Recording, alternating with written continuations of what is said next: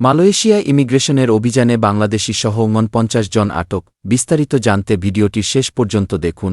বৃহস্পতিবার সকালে মালয়েশিয়ার জোহর রাজ্যে পরিচালিত অপস মাহির অভিযানে ৪-৯ জনকে আটক করেছে ইমিগ্রেশন বিভাগ। মালয়েশিয়ার অভিবাসন বিভাগ ৩টি আসবাবপত্র তৈরির কারখানায় অভিযান চালা। সকাল ১টার দিকে অভিযান শুরু হলে কিছু বিদেশি শ্রমিক পালানোর চেষ্টা করেন, তবে নিরাপত্তা কর্মীদের প্রচেষ্টায় তাদের আটক করা সম্ভব হয়।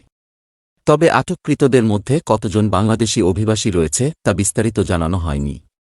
অভিযানের সময় দেখা যায় শ্রমিকরা কারখানায় কাজ করছিলেন, তবে তাদের কাজ বন্ধ করে পরিচয় যাচাই করা হয়। পাশাপাশি শ্রমিকদের থাকার জায়গাগুলি ছিল অত্যন্ত অস্বাস্থ্যকর। ২ তলা ভবনের উপরের তলায় অবস্থিত এই থাকার জায়গাগুলি মুরগির খাঁচার মতো অপরিষ্কার, দুর্গন্ধযুক্ত এবং ময়লায় পূর্ণ। জেআইএমের জোহরের পরিচালক দাতুক মোহদ রুশদি মোহদ দারুস জানান, অভিযানে ২-৪ জন বিদেশি শ্রমিকের পরিচয় পরীক্ষা করা হয়। এর মধ্যে ৪-৯ জনকে বিভিন্ন অপরাধের জন্য আটক করা হয়েছে। আটকদের মধ্যে মিয়ানমার, বাংলাদেশ এবং পাকিস্তানের নাগরিকরা রয়েছেন। ৮ জন নারীকে অতিরিক্ত সময় থাকা এবং বৈধ নথি না থাকার অভিযোগে আটক করা হয়েছে।